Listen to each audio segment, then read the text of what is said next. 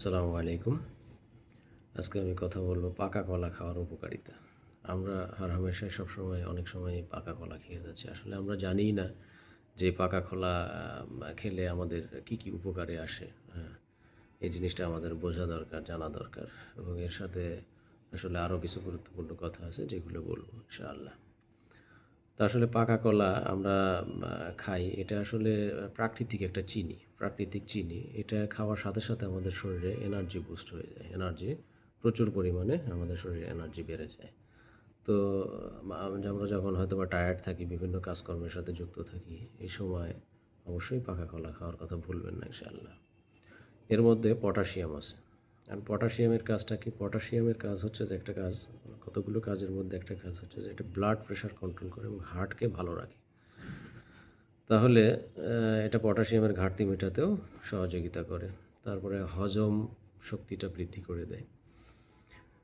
এই কলার ভিতরে, পাকা কলাতে ফাইবার থাকার কারণে, প্রচুর পরিমাণে ফাইবার থাকার কারণে এটা কোষ্ঠকাঠিন্য রোধ করে থাকে। তারপর মুড ভালো থাকে। কলা খেলে মুড ভালো থাকে, বিষয়টা অবাক না? এর মধ্যে আসলে ট্রিপ্টোফ্যান নামের একটা কেমিক্যাল থাকে যেটা সেরোটোনিনটা বাড়ায়। সুতরাং এটা খেলে মানুষের মুড ভালো থাকবে। তারপর মাসল ফাংশন ঠিক রাখে। যারা অতিরিক্ত পরিমাণে কাজকর্ম করেন বা এক্সারসাইজ করেন তাদের অবশ্যই কলা খাওয়াটা উচিত।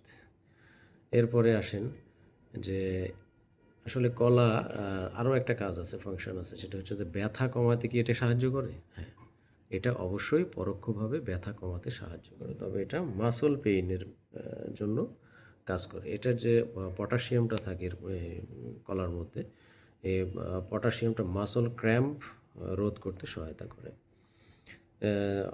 আমাদের কাছে অনেক পেশেন্ট আসে যাদের মাসল ক্র্যাম্প হয়, বিশেষ করে হচ্ছে যে কাফ মাসল, অর্থাৎ পায়ের হাঁটুর নিচের পেছনের অংশটা যেটা, এটা হচ্ছে যে কাফ মাসল। চট্টগ্রামের, আমি যেহেতু চট্টগ্রামে বসবাস করি এবং এখানে প্র্যাকটিস করি, সেই হিসেবে চট্টগ্রামের মানুষের ভাষায় এটাকে বলা হয় থোর। থোর। তো যাই হোক, কাপ মাসলে ক্র্যাম্প করে। যাদের এই ধরনের কোনো সমস্যা আছে তারা অবশ্যই এই কলা খাওয়ার চেষ্টা করবেন, কেননা এতে কলাতে প্রচুর পরিমাণে পটাশিয়াম আছে এবং এই পটাশিয়ামের কারণে মাসল ক্র্যাম্পিংটা অনেকাংশেই কমে যায়। কলা আসলে পেইন কিলার বলতে এটা মানে আইবুপ্রোফেন বা আদার্স কোনো মেডিসিনের মতো এটা সরাসরি পেইন কিলার না, তবে এটা মাসল রিলেটেড যে পেইনগুলো আছে কলা খেলে সেই মাসল রিলেটেড পেইনগুলো কমবে ইনশাআল্লাহ, আশা করা যায়। তাহলে একটা ছোট্ট টিপস, সেই ক্ষেত্রে যেমন আমি একজন ফিজিওথেরাপিস্ট, আমরা পেইন নিয়ে কাজ করি, প্যারালাইসিস নিয়ে কাজ করি। তাহলে ফিজিও অ্যাঙ্গেল থেকে এটার আসলে ফাংশনটা কী ধরনের হতে পারে? সে ফিজিও অ্যাঙ্গেল থেকে আমরা যদি চিন্তা করি তাহলে এটা রোগীর যদি মাসল ক্র্যাম্প থাকে তাহলে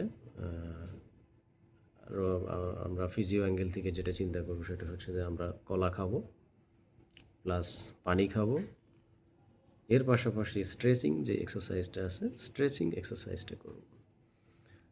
এটা একটা ভালো কম্বিনেশন, যে কলা, পানি প্লাস স্ট্রেচিং। এর পাশাপাশি হিট থেরাপি, যেটা হিট থেরাপি বিভিন্ন হতে পারে, গরম পানি সেঁক হতে পারে অথবা আদার্স ইনস্ট্রুমেন্ট ইউজ করা যেতে পারে। এই কম্বিনেশনটা যদি ঠিকঠাক মতো রাখা যায় তাহলে এই মাসল ক্র্যাম্পিংটা কমে যাবে ইনশাল্লাহ। একটা সতর্কবার্তা বলি যে আমি রাজশাহী অঞ্চলের মানুষ। আমাদের অঞ্চলে আমরা কলা দেখেছি, আমাদের অঞ্চলে অনেক কলার বাগান রয়েছে, আছে। তা আমাদের অঞ্চলে দেখেছি সাধারণত কলাগুলো পরিপক্ক অবস্থায় কাটা হয়, কিন্তু চট্টগ্রামে বাংলা কলা নামের একটা কলা পাওয়া যায়, খুব ঐতিহ্যবাহী কলা এবং প্রচুর পরিমাণে কলাগুলোতে পটাশিয়াম থাকে এবং বেশ সুস্বাদুও বটে। দুঃখজনক হলেও এই কলাগুলো আমরা যখন বাজারে কিনতে যাই দেখা যায় ম্যাক্সিমাম কলা হচ্ছে যে অপরিপক্ক।